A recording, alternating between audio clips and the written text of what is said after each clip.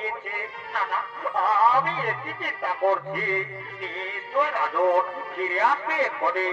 রানী, ওগো পদ্মাবতী, রানী, ওগো তুমি ফিরে এসেছো। আমি তোমার প্রতীক্ষায় ছিলাম। না জানি কত কি মনে ভেবেছিলাম তোমার এত বিলম্ব দেখে। অনুরানী, তুমি চিন্তা করো না, আমি সশরীরে ফিরে এসেছি হস্তিনাপুরে। তুমি চিন্তা করো না।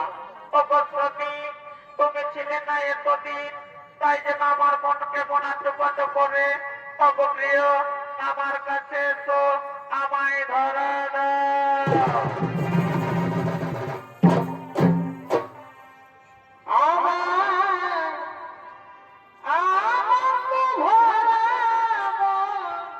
আর কি হলো?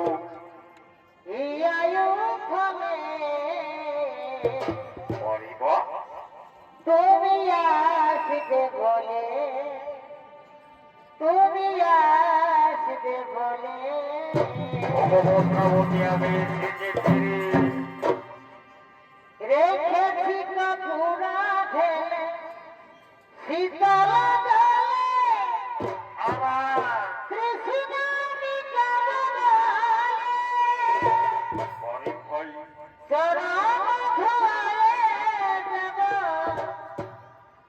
চরণ ধুয়ে দেব মুছে চলে। তুমি আসবে বলে, তুমি আসবে বলে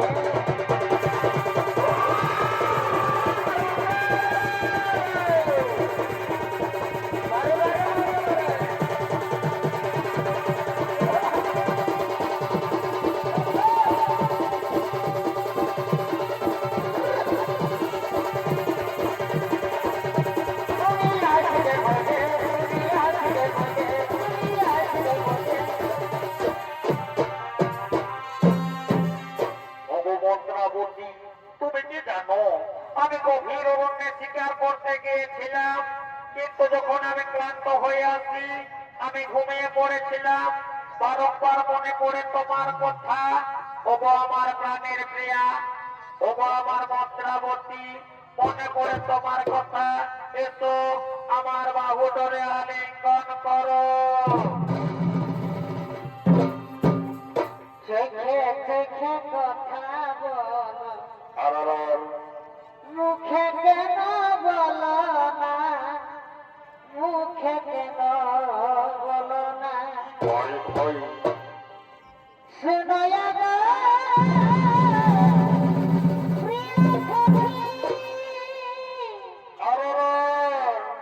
শয়নে স্বপ্নে দেখি ভয় ভয় তোমায় না দেখে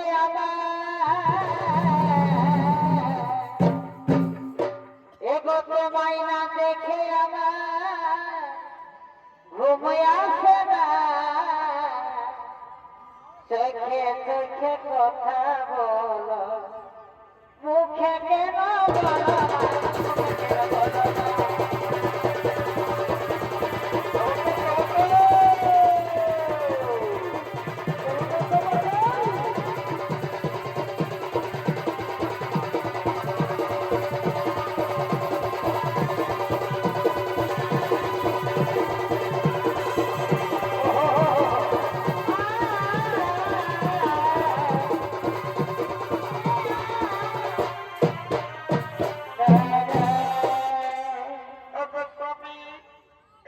আমি কেমন তোমার কপালে চিন্তার ভাঁজ দেখতে পাই।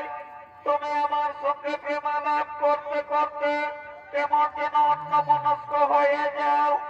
ভগবতী, তুমি চিন্তা করো না, আমার কিচ্ছু হয়নি। আমি ক্লান্ত হয়ে এসেছি, তাই একটু মনে মনে আমি ভাবছিলাম।